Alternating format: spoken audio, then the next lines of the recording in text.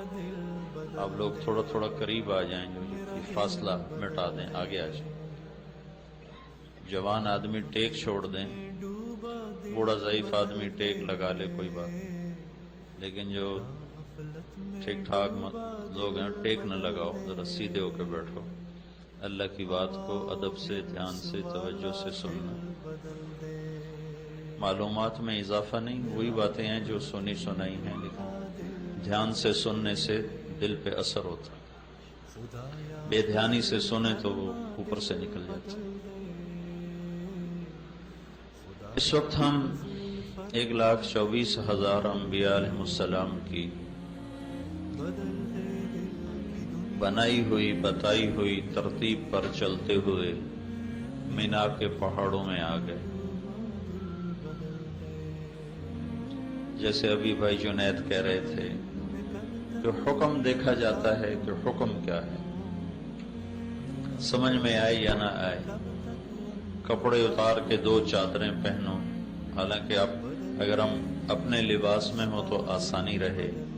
اب کسی کو تہمت باندھنے کا طریقہ نہیں آتا، کسی کو اوپر کی چادر سنبھالنا نہیں آتا، کبھی تہمت ڈھیلا ہو رہا، کبھی چادر گر رہی، کسی نے اس کو گانٹھیں دی ہوئی ہیں، کسی نے اس کو ویسے چپکایا ہوا ہے، تو کیا کہیں گے کہ بھائی اللہ کا امر ہے اور امر کو ویسے ہی پورا کیا جاتا ہے جیسے کہا جاتا ہے، اس میں اپنا اختیار نہیں ہے، اس میں اپنی تدبیر نہیں ہے۔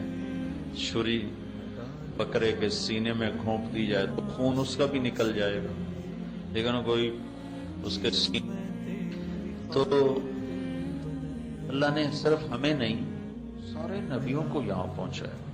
یہ تھوڑا آگے ہمارے مسجد خیف ہے، آج سے 14 صدی پہلے اسی وقت میں ہمارے نبی کا خیمہ بھی لگا ہوا تھا، اور 1 لاکھ کے قریب انسان آپ کے دائیں بائیں تھے۔ آپ کا خیمہ چمڑے کا تھا، سرخ چمڑے کا خیمہ آپ کے لیے لگایا گیا تھا، اور آپ کے دائیں طرف مکے کے لوگوں کو حکم دیا گیا خیمے لگاؤ، اور آپ کے بائیں طرف مدینے کے لوگوں کو حکم دیا گیا خیمے لگاؤ۔ آپ کے سیدھے ہاتھ مہاجرین کے خیمے تھے، اور آپ کے الٹے ہاتھ انصار کے خیمے تھے۔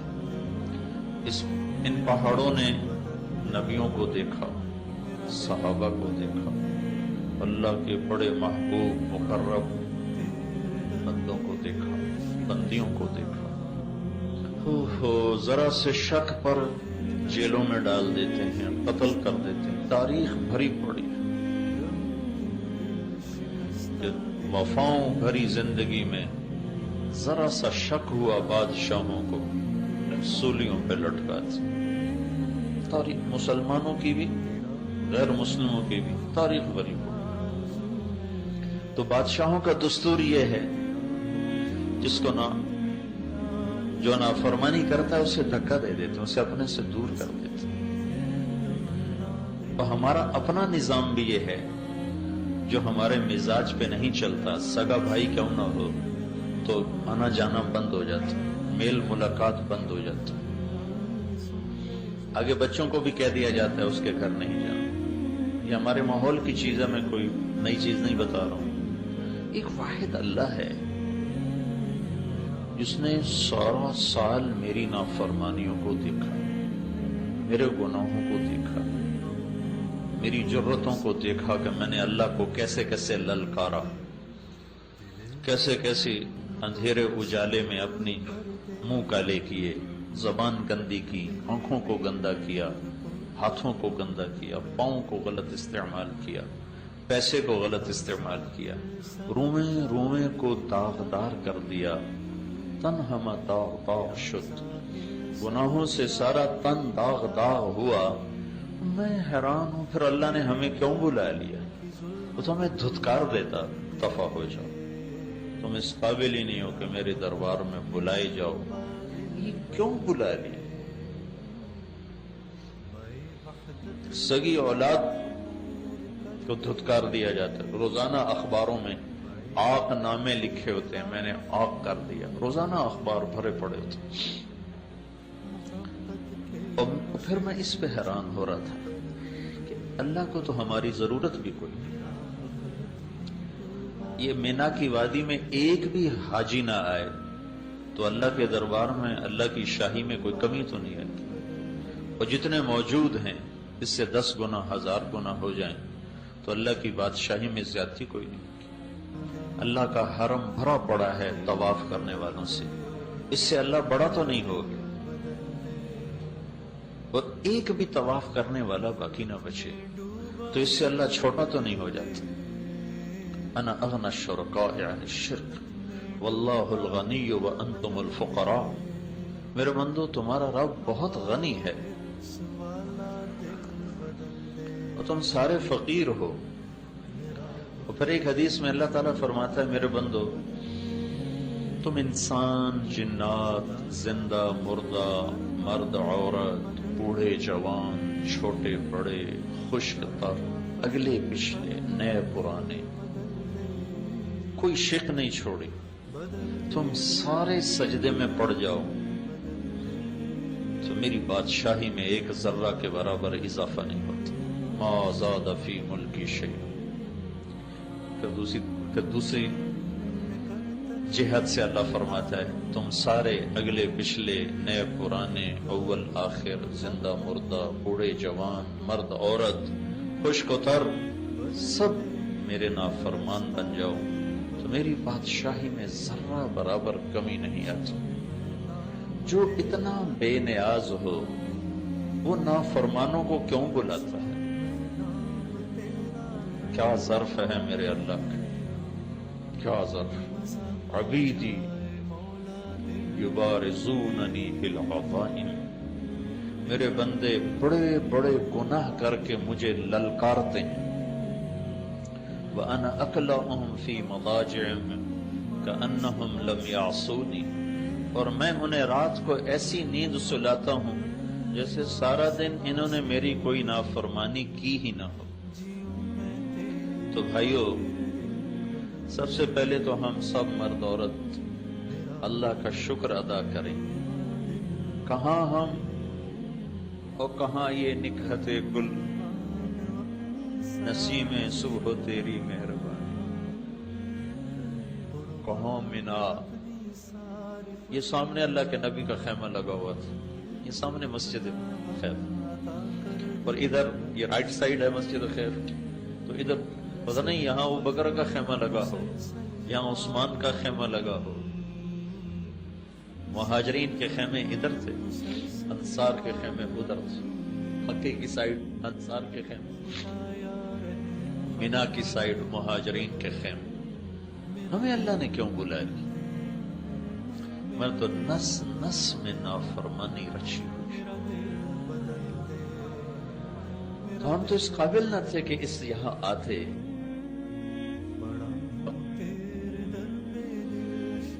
مکے کی ہر شہر تو وہی کھڑے ہیں، ان پہاڑوں کا تو کچھ نہیں بدلا، یہ تو ویسے ہی کھڑے ہیں۔ انہوں نے تو 14 صدی کے ہر قافلے کو آتے دیکھا ہے، 14 صدی کے ہر آنے والے مسافروں کو، حجاج کو دیکھا ہے، ان کا سسکنا، رونا، تڑپنا پہاڑوں کے سامنے ہے، اور ہمارا ہنسنا، لایانی، غفلت، وہ بھی دیکھا ہے۔ اتنی آسانیاں، سہولتیں،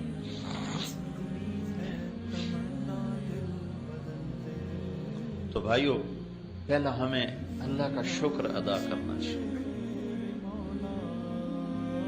کہ اس نے ہمیں بلایا ہے۔ آدمی خود آ سکتا ہے، اپنی طاقت سے آ سکتا ہے۔ میں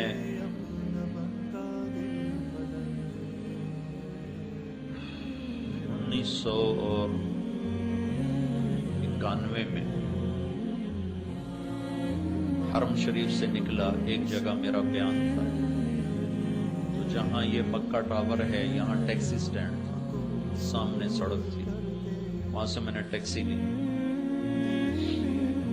مسفلا کی طرف جا رہا تھا، عرب تھا گاڑی چلانے والا، جو سامنے سے حاجی گزرے اس کو موٹی گالی دے، بڑی غلیظ گالی دی.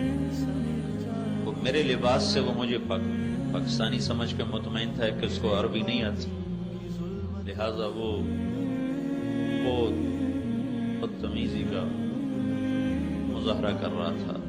تو مجھے خیال آیا کہ مجھے اس کو دعوت دینی چاہیے، اس کو سمجھا دوں گا یہ اللہ کے مہمان ہیں، ایسی زبان استعمال نہ کرو. میں نے اس سے ایک دم عربی میں گفتگو شروع کی تو وہ تھوڑا ہل گیا، اسے پتہ چل گیا بھائی اس کو سارا پتہ چل رہا تھا. میں نے اس سے تھوڑی آخرت کی بات شروع کی تو وہ مجھ سے کہنے لگا مجھے دین کی کیا دعوت دیتے، مجھے 10 سال ہو گئے میں نے بیت اللہ کی شکل نہیں دیکھی. مجھے یہ خیال آیا کہ یہ بدو ہوگا کسی گاؤں دیہات کا جو حج کے سیزن میں کمائی کرنے آ گیا تو نہیں بیت اللہ کے. تو میں نے کہا تم باہر سے آئے ہو حج کے سیزن کے لیے؟ کہنے لگا نہیں میں مکے میں رہتا ہوں، مکی ہوں، میری 2 بیویاں ہیں، 10 برس سے میں نے حرم کے اندر قدم نہیں رکھا. تو میں ایک دم چپ ہو گیا صدمے کی وجہ سے. تو مجھ سے کہنے لگا پریشان ہو گئے ہو؟ پریشان نہ ہو، مکے میں ایسے بے شمار لوگ جنہوں نے سال ہا سال سے بیت اللہ کی شکل بھی نہیں دیکھی، تو جنہیں وہ نہیں بلاتا انہیں اپنے پڑوس میں رہ کر بھی نہیں آنے دیتا، اور ہمیں اس نے کہاں سے بلایا، جہازوں پہ چڑھایا، گھر چھڑوائے. کوئی خوبی تو نظر نہیں آتی کہ جس وجہ سے ہم بلائے گئے ہوں. جاننے والوں کو ہی کارڈ بھیجا جاتا ہے، یہ تو اللہ کا بولا ہوا.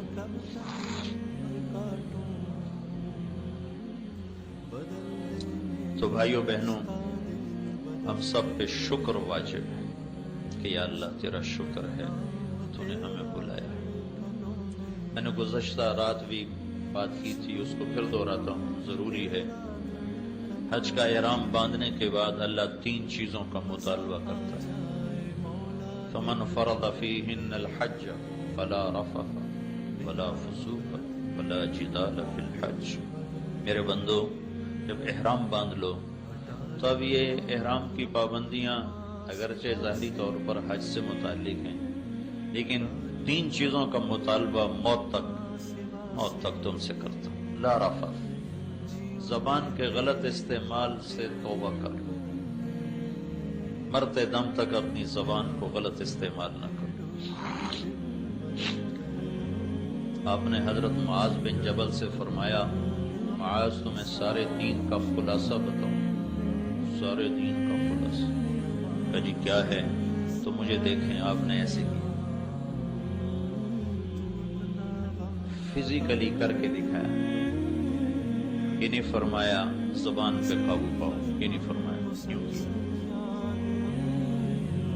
معاذ وہ شخص ہیں جن کے ہاتھ میں قیامت کے دن علماء کا جھنڈا ہوگا، تو ان کو ایسے سمجھایا جیسے بچے کو سمجھایا جاتا. ایسے کیوں کیا؟ کہ دین کا مشکل ترین کام ہے اس زبان پہ قابو پانا. تو معاذ کہنے لگے یا رسول اللہ زبان پہ پکڑ ہوگی؟ آپ نے فرمایا معاذ کیا کہتے ہیں، سب سے زیادہ جہنم میں دھکا دینے والی زبان. تو اللہ کا ہم سے مطالبہ ہے جب تم اس پاک وادی میں آئے ہو تو اس زبان کی وَإِذَا تَصَابَتْ أُمَّتِي سَقَطَتْ مِنْ عَيْنِ اللَّهِ، جب میری امت گالیاں نکالنا شروع کرے گی تو اللہ کی نظروں سے گر جائے. ہمارے چھوٹے چھوٹے بچے گالیاں نکالتے.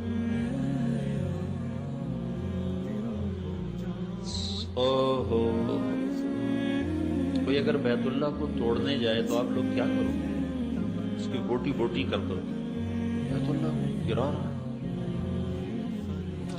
کسی مسلمان کو ماں بیٹی کی بہن کی گالی دینا یہ بیت اللہ کو توڑنے سے بڑا جرم ہے. کہ بیت اللہ پتھروں کی عمارت ہے، اور مسلمان کا دل ایمان سے بھرا ہوا ہے جس میں اللہ ہے۔ موسیٰ علیہ السلام سے ان کی قوم نے پوچھا تیرے رب کا کوئی گھر ہے؟ تو اللہ تعالیٰ نے فرمایا موسیٰ تیرا رب زمان و مکان سے پاک ہے، لیکن جو دل گناہوں سے پاک ہوتا ہے وہ میرا گھر بن جاتا ہے، میں اپنے بندے کے دل میں بس جاتا ہوں، وہ میرا عرش بن جاتا ہے۔ تو یہ ایک مطالبہ ہے زبان پہ قابو، صرف احرام تک نہیں، پوری زندگی، ساری زندگی سہتے رہو، چپ رہو۔ چپ رہنے میں بھی بڑا مزہ ہے، جواب دینے کا بھی ایک مزہ ہے، وہ وقتی سا ہوتا ہے۔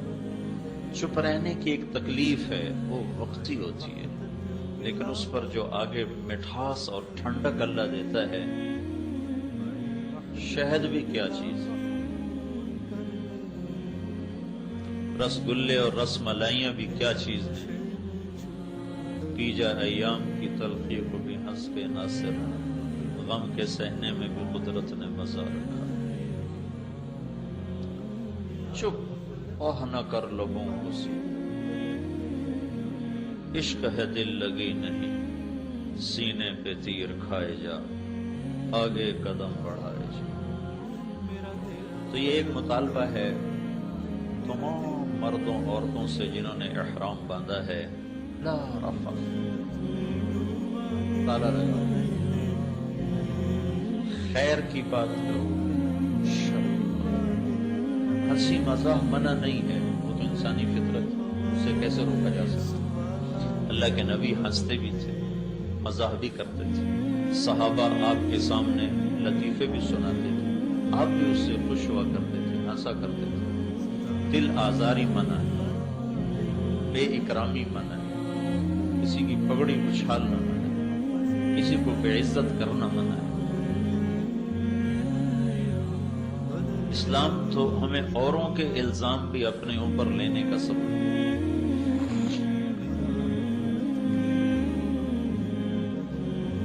زبان پہ قابو، لا رفث۔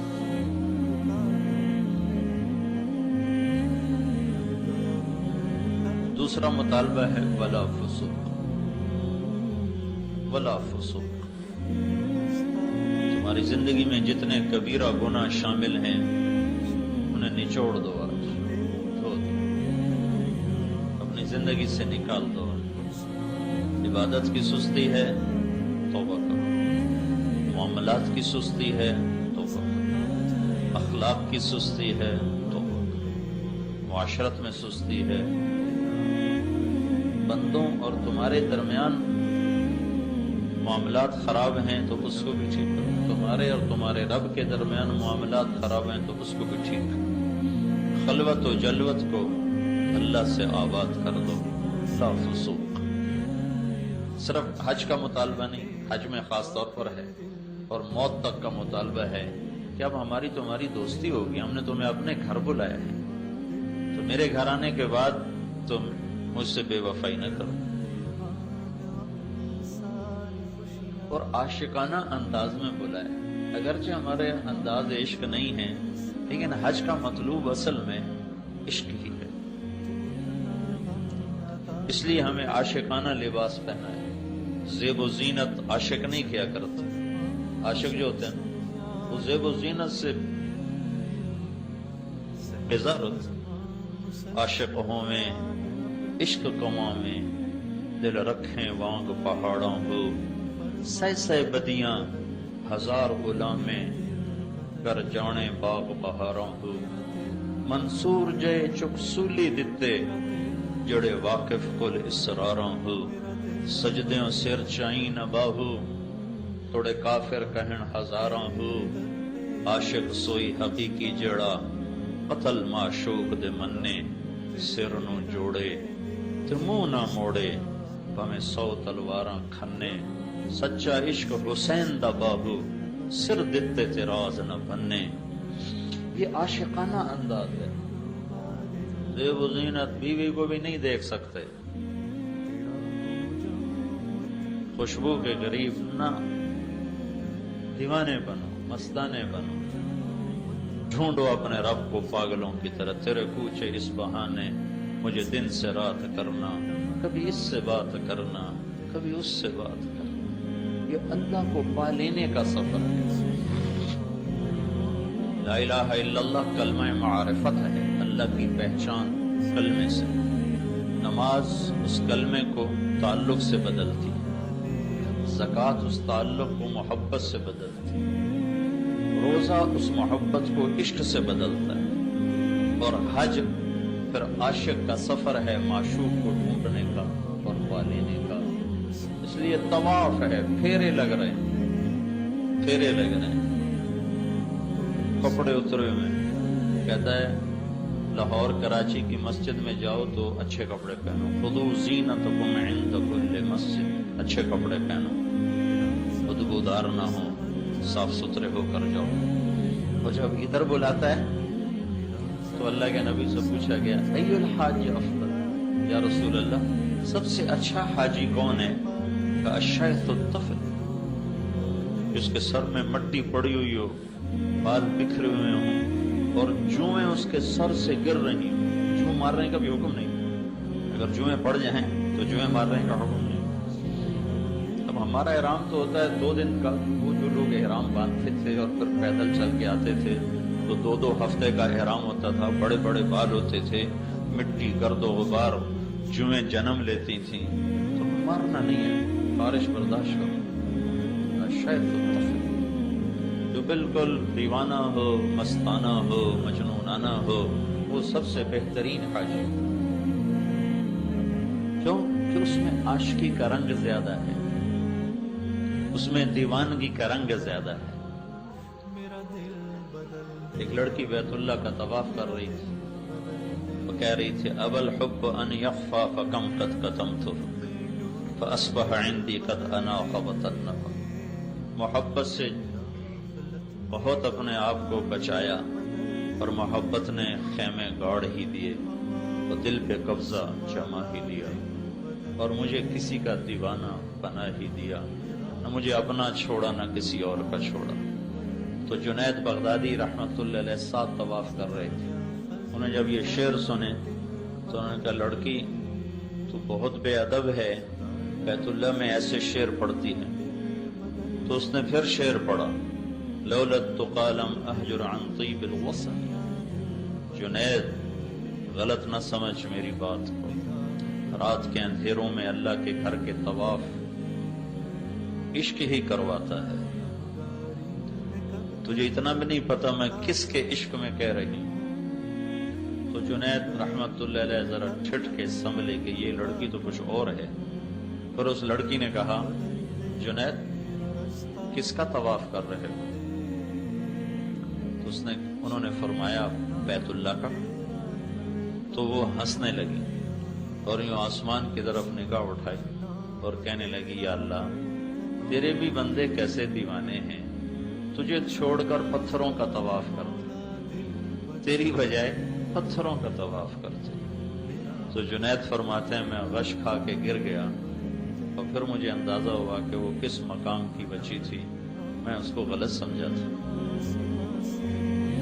تو حج کا سفر اصل تو اللہ کو ڈھونڈنے کا سفر۔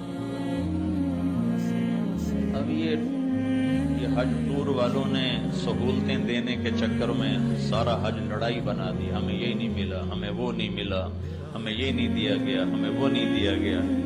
وہ اصل جو تصور تھا وہ ختم ہی ہو کے رہے۔ کھانا ایسا تھا، بس ایسی خراب تھی، جگہ اتنی تنگ تھی، ہوٹل اچھا نہیں تھا۔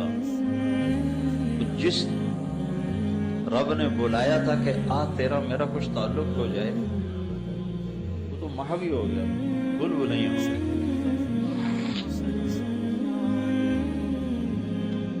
تو بھائیو کل ہماری اللہ کے دربار میں پیشی، بہت بڑا دربار ہے، بہت بڑا دربار ہے۔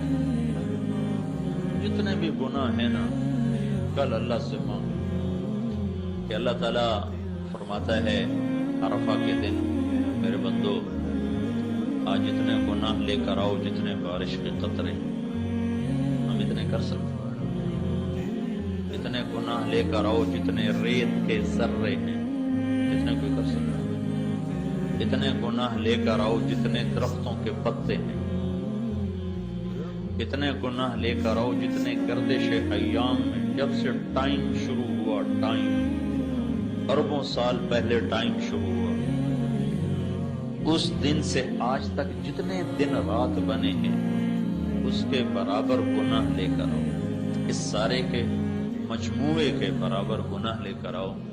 آج میں معاف کرنے کے لیے آیا بیٹھا ہوں، تمہارے دو بول کا منتظر ہوں گا کہ تم کو یا اللہ معاف کر، میں سارے ہی معاف کروں۔ تو اللہ کا دوسرا مطالبہ ہے گناہ چھوڑ دو۔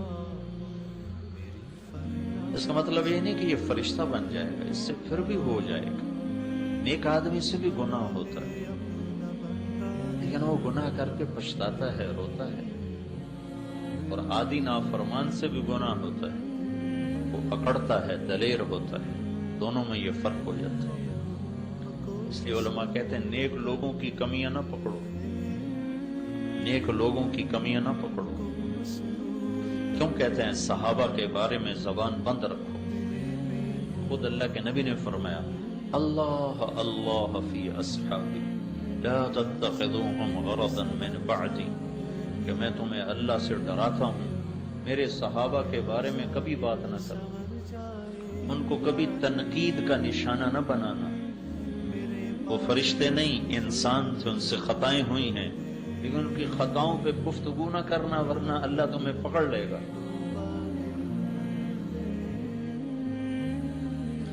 نیک لوگوں کی تو نیک لوگوں کی بات ہے، بدکار کی کمی کو دیکھ کر بھی اسے حقیر نہ سمجھو کہ پتہ نہیں کب توبہ کی توفیق نصیب ہو جائے، کب بخشا جائے۔ یہی جنید جمشید کو ایک دفعہ مجھے یاد نہیں میں کہاں بیٹھا تھا، تو سامنے ٹی وی چل رہا تھا، میں اس کو جانتا نہیں تھا، تو وہ ٹی وی پر یہ آ رہا تھا اور یہ ناچ رہا تھا، تو اس کے گرد لڑکیاں ناچ رہی تھیں۔ تو میرے دل میں ہے کہ اس کو تو ہدایت مل ہی نہیں سکتی، یہ میرے دل میں ہے کہ اس کو تو ہدایت مل ہی نہیں سکتی۔ اور اللہ تعالیٰ نے اسی سال میرا اس کا ٹاکرا کروا دیا۔ بدگمانی تو حرام ہے، اور کسی مسلمان کو اس کے گناہ کی وجہ سے حقیر سمجھنا حرام ہے۔ پتہ نہیں کب توبہ کرے، نہیں توبہ کرتا، پتہ نہیں کون سی بات اللہ پسند کر کے اس کی بخشش کر دے، میں پکڑا جاؤں کہ تو میرے بندے کو حقیر کیوں سمجھتا تھا۔ تو دوسرا مطالبہ ہے اللہ تعالیٰ کا، گناہ چھوڑو، ہو جائے گا توبہ کرو، جب ہو توبہ کرو، توبہ کی کوئی حد نہیں۔ اور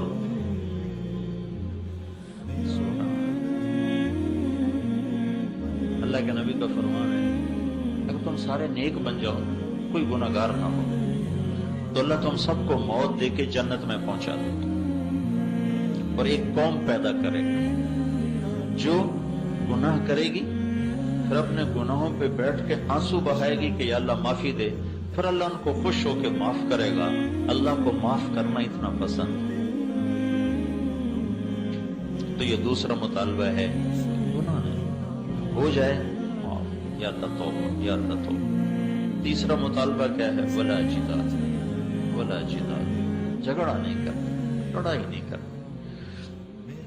ساری زندگی کے لیے دستبردار ہونا سیکھو، اور اللہ کے خزانوں میں جمع کرتے جاؤ، کرتے جاؤ، کرتے جاؤ۔ افرغ من کنزک عندی لا غرق ولا حرق ولا سرق، میرے بندے اپنا خزانہ میرے پاس جمع کرا دے، میرا بینک نہ ڈوبتا ہے، دنیا کے بینک تو ڈوب جاتے، میرا بینک نہ لٹتا ہے، دنیا کے بینکوں پہ تو ڈاکے پڑتے، میرا بینک نہ جلتا ہے، دنیا کے بینکوں میں تو آگ بھی لگ جاتی۔ اوفی کہو احوج ما تکون الیہ، جس دن تو سب سے زیادہ محتاج ہوگا میں تیرا سرمایہ کروڑوں گنا زیادہ کر کے تجھے واپس کر دوں۔ جھگڑا نہیں کرنا، لڑائی نہیں کرنا، سہ جانا ہے، پی جانا ہے۔ یہ 3 مطالبے ہیں اللہ کے۔ ایک خوشخبری ہے چپ رہ جانے والی کی، اپنا حق چھوڑ دینے والی کی۔ آپ نے مدینے والوں سے فرمایا میرے بعد تمہیں تمہارا حق نہیں ملے گا، تم کیا کرو؟ تو نے ایسے یا رسول اللہ ہم تلوار اٹھائیں گے اور اپنا حق وصول کریں گے۔ تو آپ نے فرمایا میں تمہیں اس سے بہتر چیز بتاؤں؟ کہا جی کیا؟ کہ تم صبر کرنا اور حوض کوثر پہ آ کر مجھ سے ملاقات کر لینا، میں ساری کمیاں تمہیں اللہ سے پوری کروا کے دے دوں، سارے حق میں دلوا دوں۔ خوشخبری صرف مدینے والوں کے لیے نہیں ہے، ہر اس بندے بندی کے لیے ہے جو اللہ کی رضا کی خاطر جھگڑا چھوڑ دیتا ہے اور حق سے دستبردار ہو جاتا ہے۔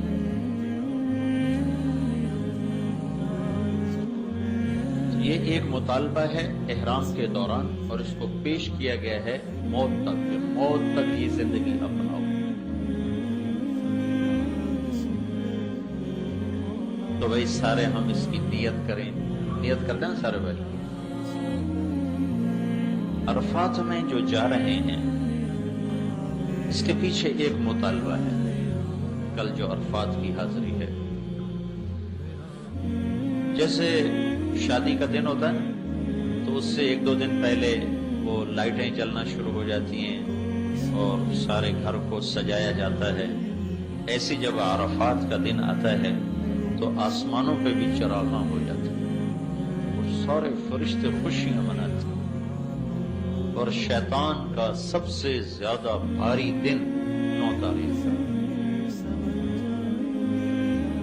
تو 9 تاریخ کا ایک مطالبہ ہے، عرفہ پہچان کو کہتے ہیں۔ پہچان کیا؟ پہچان کیا ہے؟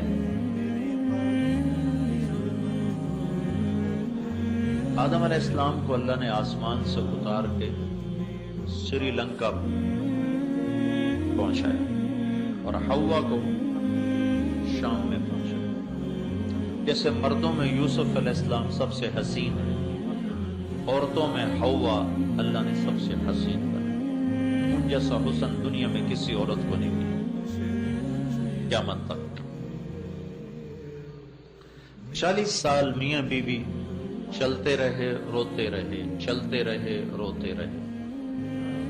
40 برس کے بعد چلتے چلتے جبل رحمت کے قریب ایک طرف سے آدم علیہ السلام چل کے آ رہے تھے اور دوسری طرف سے اماں جان چل کے آ رہی تھی، اور دونوں کا ٹاکرا اور آمنا سامنا عرب اس میدان میں ہوا، پہچان کا میدان، عرفات پہچاننے کا میدان۔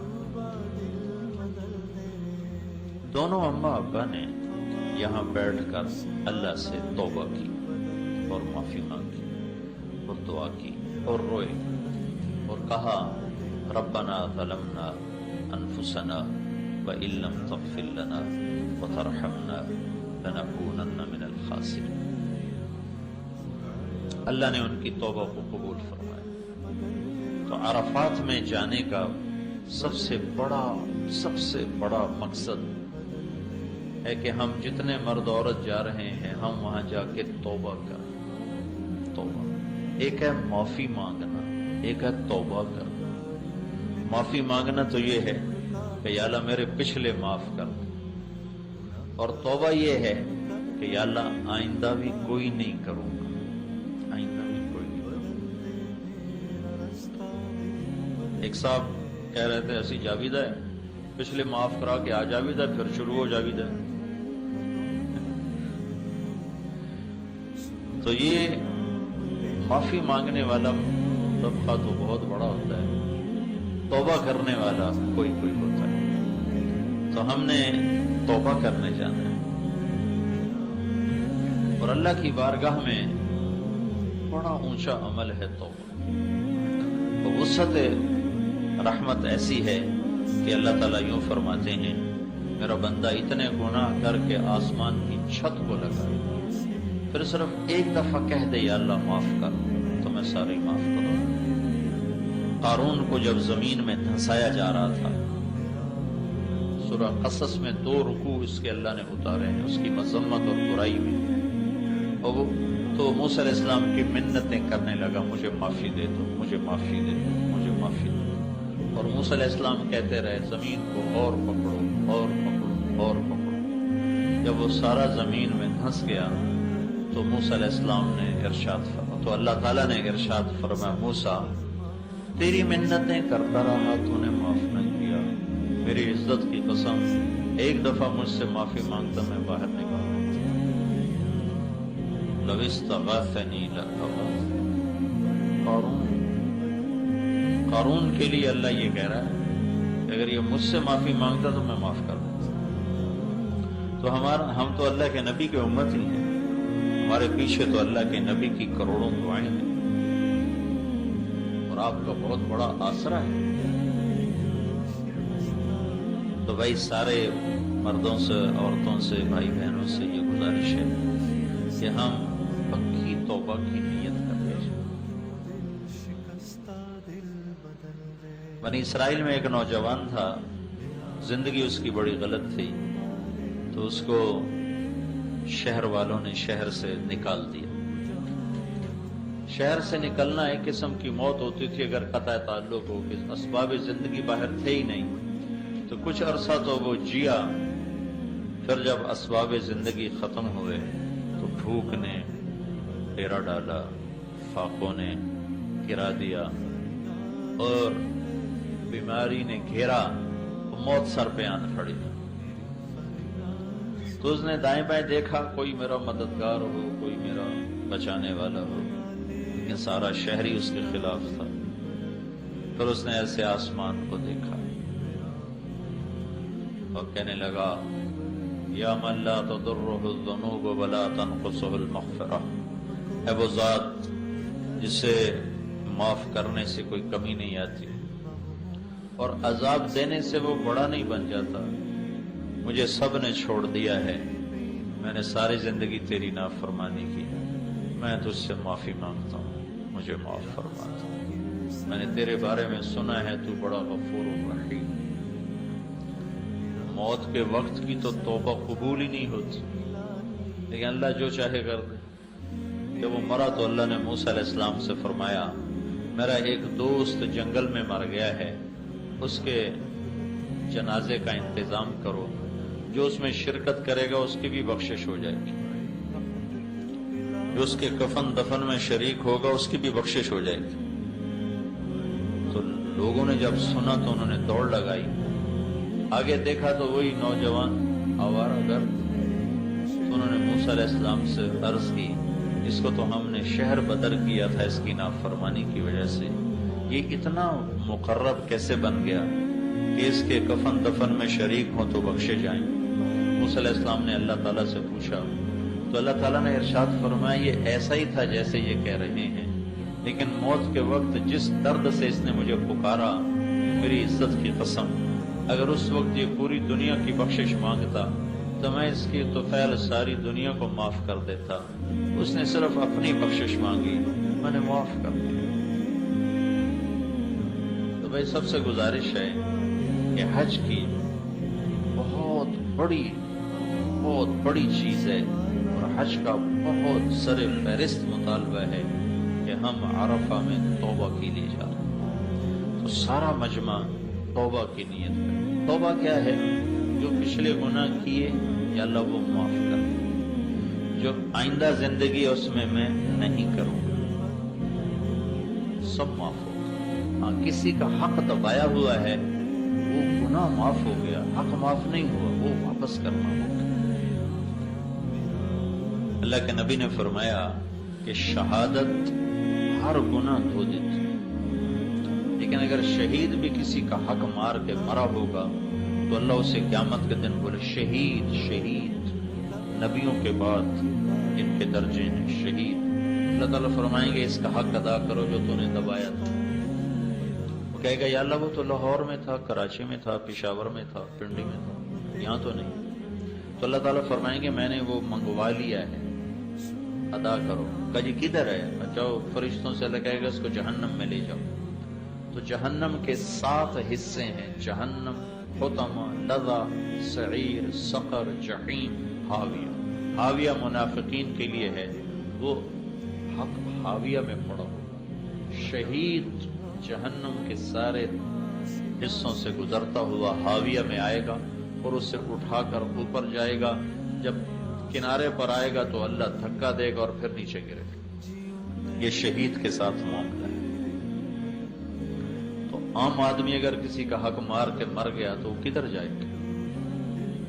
کہاں سے نجات پائے گا؟ تو بھائیو توبہ کرو، توبہ کرو۔ خاص طور پر لوگوں کے حقوق کے بارے میں بہت حساس معاملہ ہے آخرت کی۔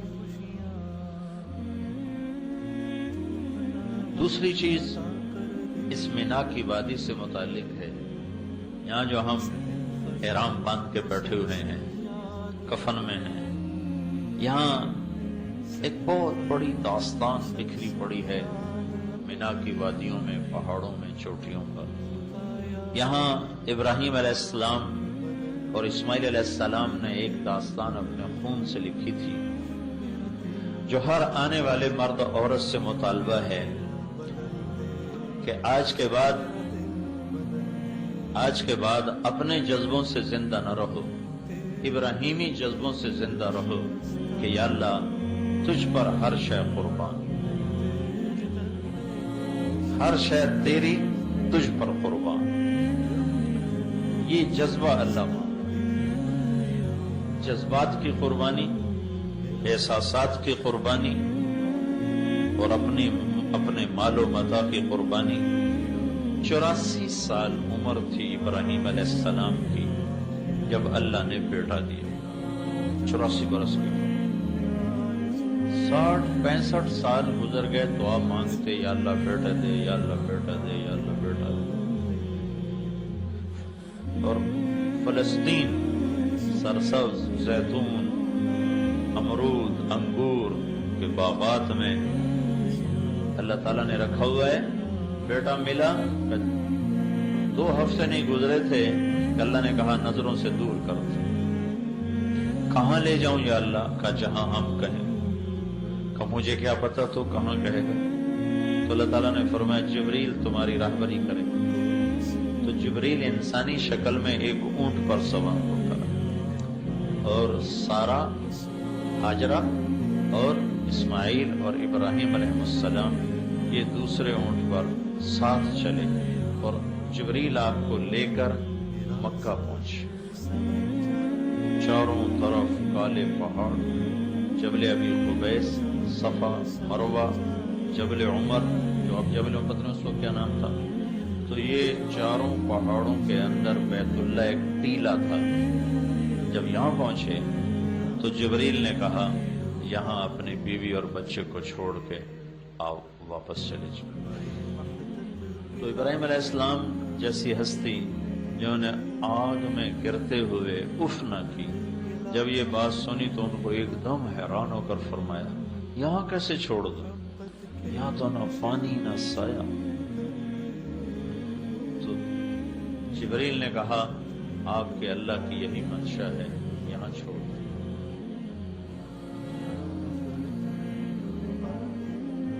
جب ان کو چھوڑ کر چلنے لگے تو وہ حیران پریشان۔ وہ تو مصر کی شہزادی تھی ہاجرہ، مصر کے بادشاہ نے اپنی بیٹی نکاح میں دی تھی۔ حیران پریشان، یہ کیا کر رہا ہے ہمارے ساتھ؟ وہ چل دیے تو وہ کہنے لگے کیا کر رہے ہو؟ کدھر چھوڑ کے جا رہے ہو؟ کیوں چھوڑ کے جا رہے ہو؟ اور آگے حکم ہے جواب بھی نہیں دینا، خاموش، چپ کر کے جا رہے ہیں۔ اونٹنی کی نکیل پکڑی اور جا رہے۔ کدئی ایک جگہ آتی ہے جہاں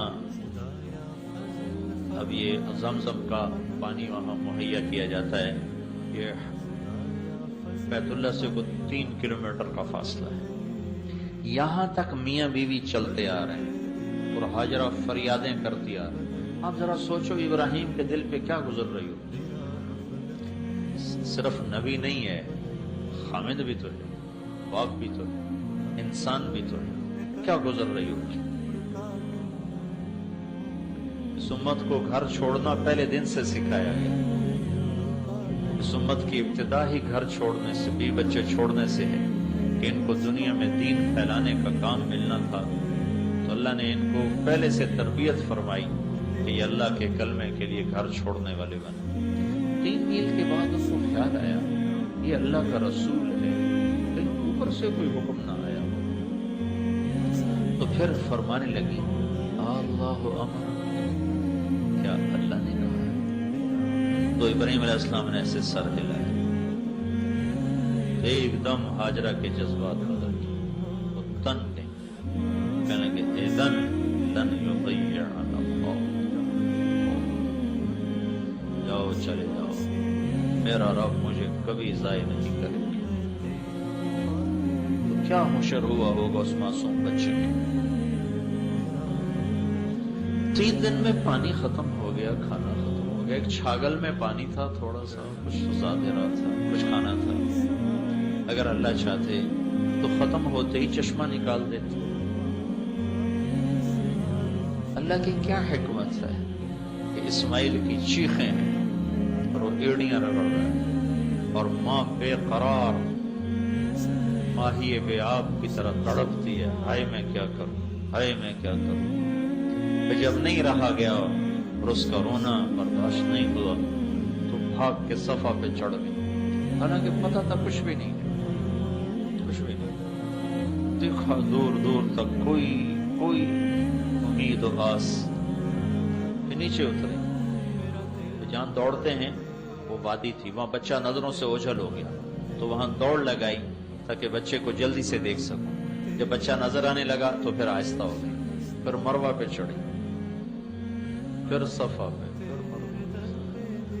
میں شکر ادا کرتا ہوں کہ اماں 7 چکروں میں ہی تھک گئی. اگر وہ 14 لگا لیتی تو ہمارا کیا ہوتا؟ ساڑھی تو 7 تے بس ہو جاتی. 7 چکروں کے بعد وہ گر گئی. وہ جی نہ چاہا کہ بچے کو کے پاس جاؤں، میں گر گئی. اور اس نا امیدی میں کہ میں یہاں مر جاؤں وہ وہاں مر جائے، میں بچے کو مرتا دیکھ نہیں سکتا. تو بڑی یاس بھری نظروں سے بچے کی طرف دیکھا تو اللہ کا غیبی نظام حرکت میں آ چکا تھا. جبریل پہنچے ہوئے تھے انسانی شکل. تو نے دیکھا ایک آدمی میرے بیٹے کے پاس ہے. تو پھر جیسے بجھتی شمع بھڑکتی ہے، ایک دم اٹھی اور بھاگی. قریب آ کر دیکھا تو آدمی غائب اور بچے کی ایڑیوں سے پانی نکل رہا تھا، ابل رہا تھا، ابل رہا. اب تو بڑے سائنسی ٹیکنالوجی بہت چیزیں ایجاد ہو گئیں.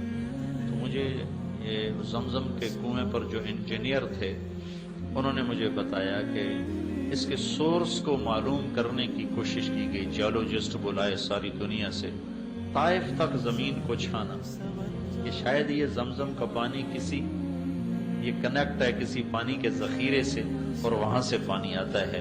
لیکن کہیں بھی اس کا کوئی کنیکشن کوئی نہیں. جو ہی موٹر چلتی ہے تو جھرنوں سے پانی نکلنا شروع ہو جاتا ہے، اور جو ہی موٹر بند ہوتی ہے تو وہ پانی بند ہو جاتا ہے. 5-6 جھرنے ہیں نیچے، سوراخ ہیں. ان سوراخوں سے جب موٹر چلاتے ہیں تو پانی نکلنا شروع ہو جاتا ہے. جب موٹر بند کرتے ہیں تو وہ بند ہو جاتا ہے اپنے آپ آٹومیٹک.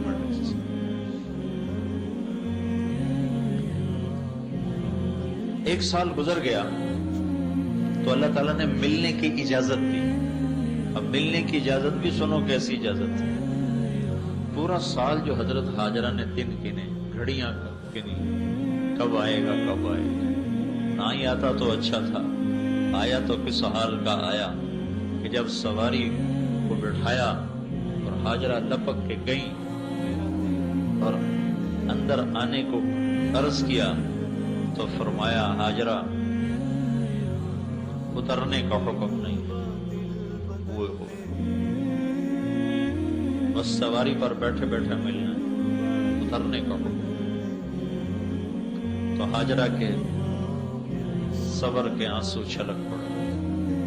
اچھا میں اللہ کے امر پر راضی ہوں، مجھے اجازت ہے آپ کا منہ ہاتھ دھو دوں، آپ مٹی مٹی آپ کے پاؤں دھو دوں، سر دھو دوں، اجازت. کہاں اجازت. اونٹنی پر بیٹھے بیٹھے بیوی نے خامد کی خدمت کی.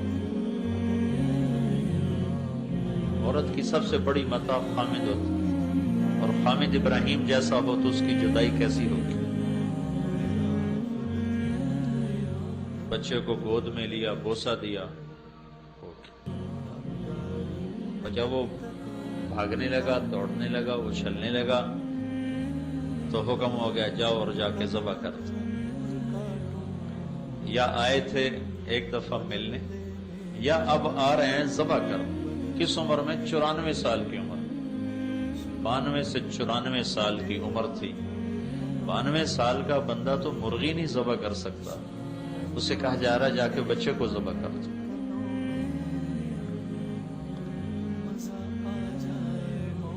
تو جب وہ یہاں پہنچے ہیں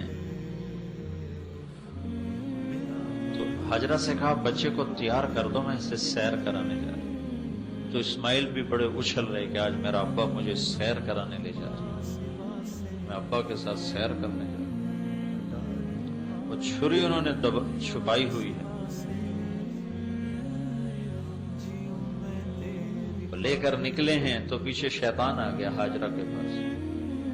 تجھے خبر ہے کہاں لے کے گیا؟ سیر کرانے کا نہیں، ذبح کرنے جا رہا ہے. تو انہوں نے فرمایا وہ اللہ کا نبی ہے، وہ ایسا نہیں کر سکتا. تو شیطان نے کہا اللہ نے تو کہا ہے کہ ذبح کرو.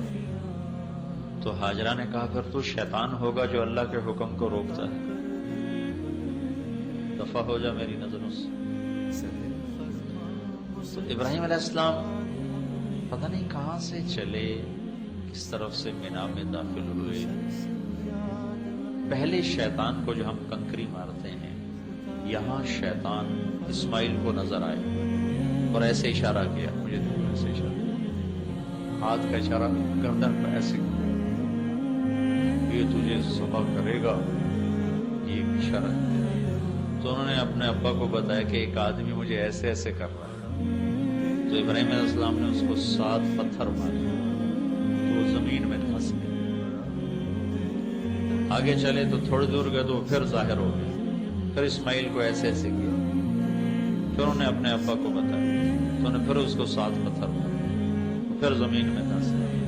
پھر آگے چلے تیسری جگہ وہ سامنے آئے.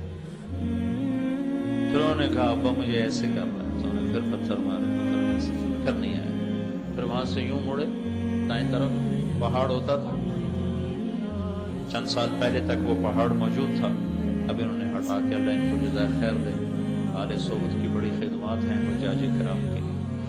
تو انہوں نے اس پہاڑ کے ساتھ ایک وادی تھی، اس وادی میں اس کو گھاٹی تھی، اس میں بچے کو لے گئے. اور قرآن یوں کہتا ہے یا بنی انی ارا فی المنام انی اذبحک فانظر ماذا ترى. میرے بیٹے مجھے اشارہ مل چکا ہے تیرے ذبح کرنے کا، تو کیا کہتا ہے؟ ذبح کرنے. کیا ماں تھی جس نے 7-8 برس کے بچے کی ایسی تربیت کی کہ وہ کہنے لگے یا ابا تفعل، ابا فوراً جلدی کرو. یا ابت ایک لفظ بتاتا ہے کہ اسماعیل پر ذرا خوف نہیں آیا. افعل کا لفظ بتاتا ہے کہ خوشی سے کہو ستجدنی انشاء اللہ من الصابرین. اپنا دعویٰ نہیں کیا، دیکھو تواضع دیکھو معصوم بچے کی کیا، انشاءاللہ کہا. انشاءاللہ انشاءاللہ ابا آپ دیکھو گے میں صبر والا ہوں. انشاءاللہ اللہ کو بیچ میں شامل کیا. تو ابراہیم علیہ السلام کہنے لگے بیٹا تجھے خبر ہے میں کیا کہہ رہا ہوں؟ تو بہت خوش بول رہا ہے. تو فرمایا مجھے خبر ہے آپ جو کچھ کہہ رہے ہیں، سودا بڑا سستا ہے، آپ کے بدلے میں اللہ مل جائے گا، اللہ آپ سے بہتر ہے. دنیا کے بدلے میں جنت مل جائے گی، جنت دنیا سے بہتر ہے. پھر بچے کا ذہن ماں کی طرف چلا گیا. تو اسماعیل فرمانے لگے ہاں مجھے اپنی ماں کا خیال آ رہا ہے، اسے بہت دکھ ہوگا میرے مرنے کا. تو آپ ایسا کریں ابا، میں آپ کو اپنا کرتا اتار کے دیتا ہوں، یہ آپ میری نشانی رکھ لیں اور میری ماں کو جا کے دے دیں، جب وہ مجھے یاد کیا کرے گی تو میرا کرتا دیکھ لیا کرے گی، اور آپ اپنے کرتے میں مجھے کفن دے کر ادھر ہی دفن کر دینا، مجھے مکے نہ لے جانا، وہاں نہ لے جانا، ادھر ہی دفن کر دینا۔ اور یہ معصوم بچہ اپنے باپ کو نصیحت کر رہا ہے، میرے ہاتھ پاؤں باندھو، کہیں میرا پاؤں تجھے لگ رہا ہے۔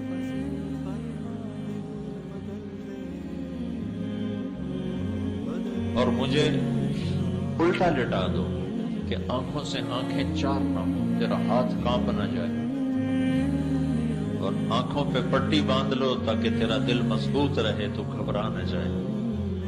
یہ ایک معصوم بچہ 94 برس کے بوڑھے کو نصیحت کر رہا ہے۔ بیٹے کی ٹانگیں باندھی جا رہی ہوں ذبح کرنے کے لیے، بکرے کی ٹانگیں تو باندھی جاتی ہیں، گائے بھینس اونٹ کی ٹانگیں تو باندھی جاتی ہیں، معصوم بچے کی ٹانگیں ہاتھ باندھے جا رہے ہیں وہ ذبح کرنے کے لیے، تو اس باندھنے والے کے جی پہ کیا گزر رہی ہوگی؟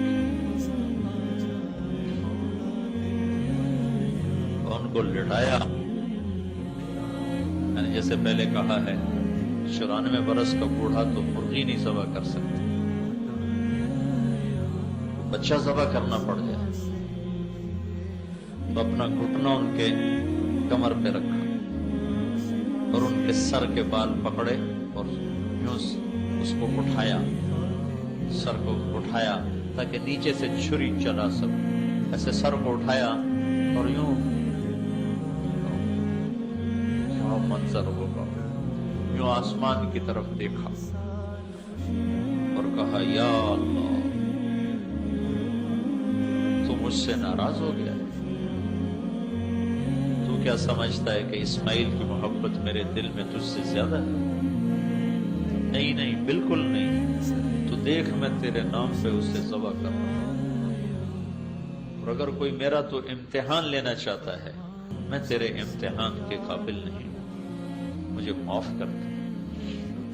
یہ ایسی فریاد تھی کہ ساتوں آسمان کے فرشتوں میں چیخ و پکار مچ گئی،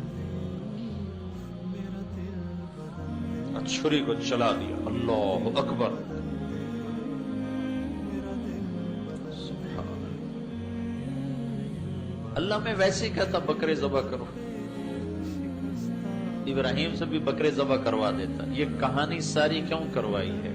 ایک مطالبہ ہے کہ اللہ پر ہر جذبہ قربان کرو، اپنے غلط نفع قربان کرو، غلط جذبے قربان کرو، اپنے غلط راہوں کو قربان کرو، اپنے غلط مفادات کو قربان کرو، اس کے لیے جتنی بھاری قیمت دینی پڑے دے جاؤ۔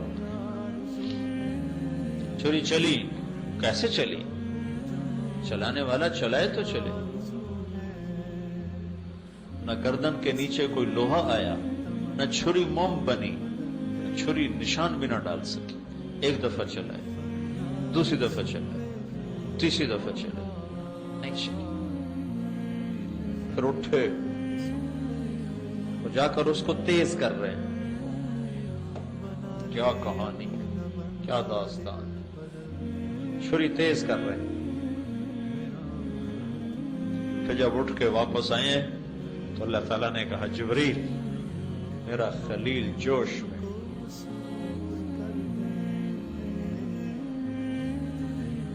فوری پہنچو، اب میرا خلیل جوش، فوری پہنچو۔ تو 1 سیکنڈ کے 1000 کروڑ میں کھرب میں حصے میں جنت سے چھترا لیا، اسماعیل کو کھسکایا، چھترے کو ڈالا، چھری پار ہوئی گردن کے پار۔ ابراہیم سمجھے اسماعیل ذبح ہو گیا، پٹی جو آنکھ کھلی تو جبریل بھی کھڑا ہے، اسماعیل بھی کھڑا ہے، اور چھترا ذبح ہوا۔ اللہ کے نبی قربانی میں چھترا ذبح کیا کرتے تھے، ساری زندگی آپ 2 چھترے ذبح کیا کرتے تھے، ایک اپنی قربانی کا، ایک امت کی طرف سے آپ ذبح کیا کرتے ہیں۔ ویسے تو گائے، اونٹ، بیل، بکرا، بکری، چترا، دمبا، بھیڑ سب چلتا ہے، لیکن اللہ کے محبوب ہمیشہ قربانی 2 چتروں کی کیا کرتے تھے اپنی طرف سے، بیویوں کی الگ ہوتی تھی، وہ سنت ابراہیمی کی یاد رکھیں، چھترا لایا گیا تھا۔ تو ہم سب سے اللہ کا مطالبہ ہے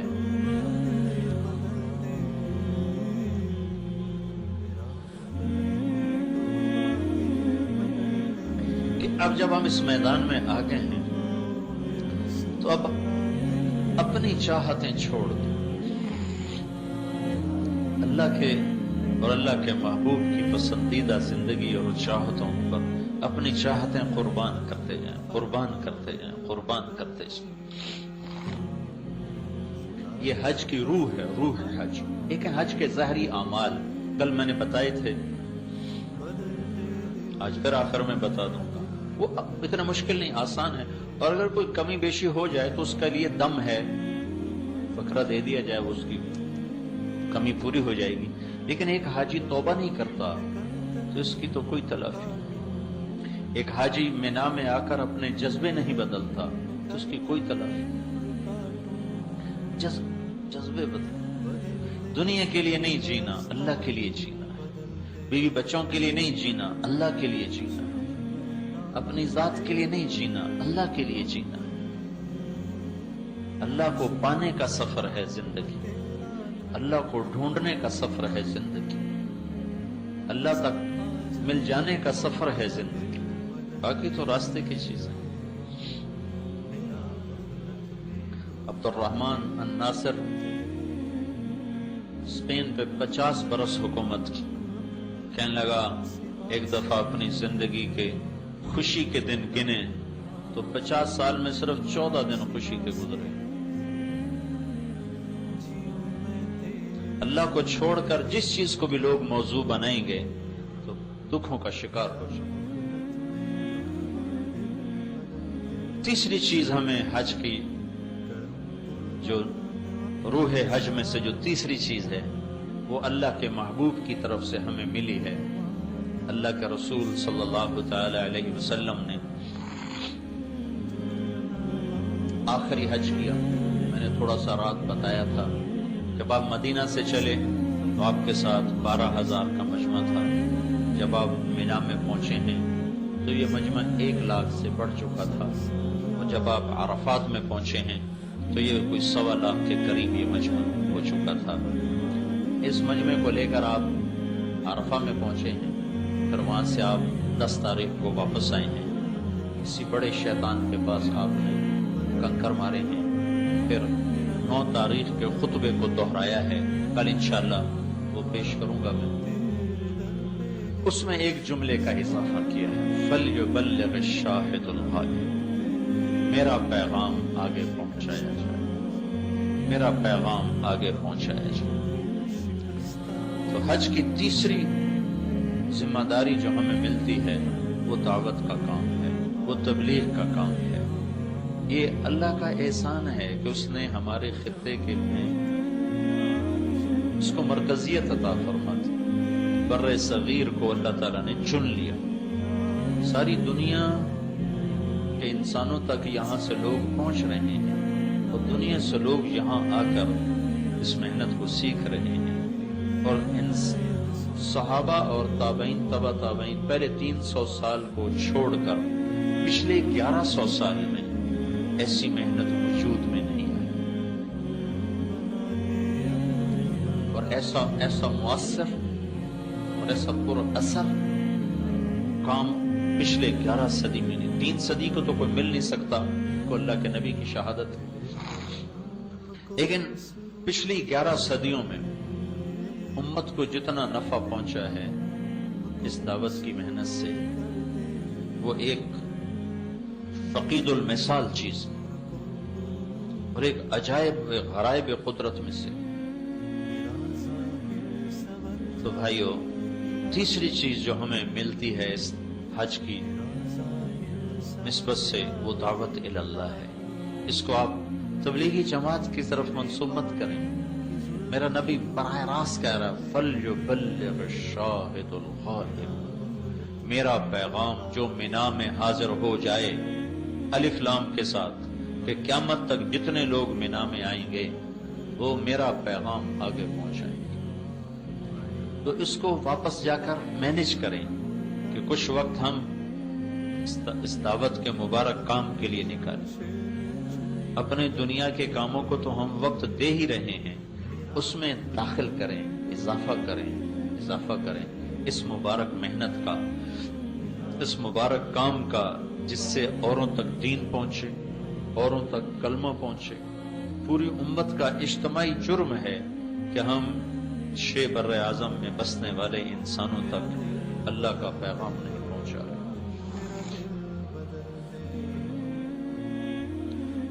اور اس امت میں ہندوستان کے ایک بہت بڑے بزرگ ہیں مولانا کلیم صدیقی صاحب، وہ وہاں غیر مسلموں میں دعوت کا کام کر رہے ہیں اور لاکھوں کی تعداد میں لوگ اسلام میں داخل ہو چکے ہیں. پرسوں مجھے ملنے آئے ہوئے تھے تو ان کے ساتھ انہوں نے ایک آدمی کا تعارف کروایا کہ اس کا نام تھا بلبیر سنگھ. یہ بابری مسجد کو جنہوں نے گرایا تھا اس کی قیادت کرنے والا یہ شخص تھا اور اب اس کا نام عامر ہے. تو بابری مسجد پر پہلی کدال چلانے والا وہ شخص تھا. پرسوں وہاں بلڈنگ میں آیا ہوا تھا. اب اس کی ماشاءاللہ اتنی بڑی داڑھی تھی، اتنا بڑا اس کا محراب تھا. تو پہلی کدال اس نے چلائی، لیکن وہ اللہ کا نظام ایسا چلا کہ وہ اس دعوت کی محنت میں آیا لپیٹ میں اور اللہ نے اس کو کلمہ نصیب فرما دیا. تو اس نے یہ منت مانی تھی کہ میں 100 مسجدیں جو ویران ہیں میں وہ آباد کرواؤں گا جو ہندوؤں کے قبضے میں، سکھوں کے قبضے میں ہیں. تو اس نے بتایا کہ میں 77 مسجدیں آباد کروا چکا ہوں. 37 باقی، 27 باقی، 77 مسجدیں آباد کر چکا. تو وہ انہوں نے بتایا کہ ایک وہاں پنجاب میں ایک بہت بڑا گھرانہ تھا. اس کی ایک بچی پڑوس میں جاتی تھی کھیلنے کے لیے. وہ گھرانہ تھا تبلیغ والوں کا، مسلمان تھے. وہ انہوں نے اس بچی کو دعوت دیتے رہے، وہ مسلمان ہو گئی. مسلمان ہوئی تو سال 2 سال تو چھپا رہا، پھر پتہ چل گیا. تو جب انہیں پتہ چلا تو انہوں نے اس کو سمجھایا کہ ہم بڑے لوگ ہیں، ہماری بڑی بدنامی ہوگی اگر تم نے اپنا دھرم چھوڑ دیا. تو اس نے کہا پتا جی اب میں دھرم نہیں چھوڑوں. تو باپ اور چچا نے بیٹی کو قتل کرنے کا منصوبہ بنایا اور اس کو وہ لے کر گئے. پہلے سے انہوں نے اپنے ملازموں سے گڑھا کھدوا دیا. تو باپ اور بیٹا چاچا دونوں اس بچی کو لے کر گئے. اس بچی نے اپنا نام رکھا تھا حرا. اس نے اللہ کے نبی کی سیرت سنی نا اس گھر میں کہ اللہ کے نبی غار حرا میں گئے، تو اس نے اپنا نام حرا رکھا ہوا تھا. تو جب وہاں کرے انہوں نے بچی کو دھکا دیا اس کو اور اس کو پیٹرول چھڑکا اور اس کو آگ لگا دی. تو اس کے چاچا نے کہا تو ہمیں مسلموں کی دوزخ سے ڈراتی ہے، ہم تجھے دنیا میں دوزخ کا مزہ چکھاتے. تو جب اس بچی کو آگ لگ رہی تھی تو وہ کہہ رہی تھی چچا مسلمان ہو جاؤ، چچا مسلمان ہو جاؤ، پتا جی مسلمان ہو جاؤ، دوزخ کی آگ سے بچ. وہ کہنے کہ یا اللہ تو گوار ہے، میں نے تیری محبت میں یہ سب کچھ برداشت کیا اور مجھے جہنم کی آگ سے بچا دے. اور وہ آخری سانس تک یہی کہتے رہے پتا جی مسلمان ہو جاؤ، چاچا مسلمان ہو جاؤ. تو جب وہ واپس آئے تو چچا بہت سنگ دل تھا، مار دھاڑ والا تھا، لیکن باپ تو باپ تھا، وہ گر گیا چارپائی پر. مہینہ نہیں گزار سکا تو اپنے بھائی سے کہنے لگا مجھے مسلمان کر ورنہ میں مرتا ہوں. مجھے بچی کی چیخیں سونے نہیں دیتی. نے کہا ایک کو مارا اب تجھے بھی مارا. کا دل اس کا بھی ہلا ہوا تھا. تو کہنے لگے شرم کی وجہ سے میں اس کو لے کر دلی آ گیا کہ علاقے میں کسی کو پتہ نہ چلے. اور دلی میں ایک مسجد کے امام سے کلمہ پڑھوایا. 2 دن کے بعد اس کا انتقال ہو گیا. کہنے لگے جب وہ بھائی کلمے پر مر گئے اور بھتیجی کو یوں میں نے آخر تک کہتے سنا چچا جہنم سے بچ جاؤ, کلمہ پڑھ لو, مسلمان ہو جاؤ, تو مجھے راتوں کو میری نیند اڑ گئی. مجھے اس کی چیخیں سنائی دیں, مجھے اس کی آوازیں سنائی دیں. پھر مجھے خود جستجو ہوئی کہ میں اسلام کا مطالعہ کروں, میں اسلام کو پڑھوں. تو پھر میں نے اسلام کے بارے میں پوچھنا شروع کیا. تو آہستہ آہستہ اللہ تعالیٰ نے مجھے کلمے کی توفیق دی, میں مسلمان ہوا. پھر میں نے اللہ سے مانگا یا اللہ جو میں نے اپنی بھتیجی کو جلایا اس کا مجھے دنیا میں کوئی اس کے کفارے کی توفیق عطا فرما. اسلام میں نے چھپایا ہوا تھا, میں ان کا بہت بڑا لیڈر تھا. تو ایک جگہ ہندوؤں نے منصوبہ بنایا مسلمان بچے بچیوں کے اسکول کو جلانے کا, اور اس میں ان کو بند کر کے جلا دینے کا. تو میں اس منصوبے میں شریک تھا. تو اس میں کوئی 300-350 بچے بچیاں پڑھتے. کہنے لگے راتوں رات میں گیا اور ان کے لیے خفیہ دروازے بنوائے راتوں رات. اور پھر جب صبح وہ بچے آئے ہیں تو میں نے پہلے ہی جا کر ان کو بتا دیا اور ان کو خفیہ دروازے سے سب کو نکالا. جب آ کر وہ اٹیک ہوا ہے تو بچے سارے وہاں سے نکل چکے تھے. تو اس کے بعد میری روح کو سکون ہوا ہے کہ اب میں سکون کی نیند سوتا ہوں. میں نے 300 بچوں کی زندگی بچائی ہے. تو یہ کلمہ عجب شے ہے. یہ آدمی کو اگر صحیح معنی میں اندر میں اتر جائے تو یہ بیٹھنے نہیں دیتا. ہمارا کلمہ ٹھنڈا ہے. تبلیغ کا کام بھائیو یہ حج کی تیسری ذمہ داری ہے جو اللہ تعالی ہمیں اللہ کے محبوب کے ذریعے سے پہنچا رہا ہے. فَلْيُبَلِّغِ الشَّاهِدُ الْغَائِبُ, میرا پیغام آگے پہنچا دو.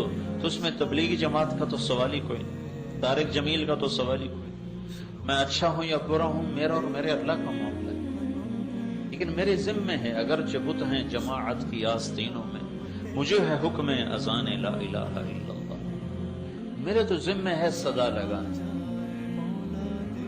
مجھے اس کی دعوت دینا. کیا پتا کوئی ایسا بندہ تیار ہو جائے جو میری بھی بخشش کا ذریعہ بن جائے.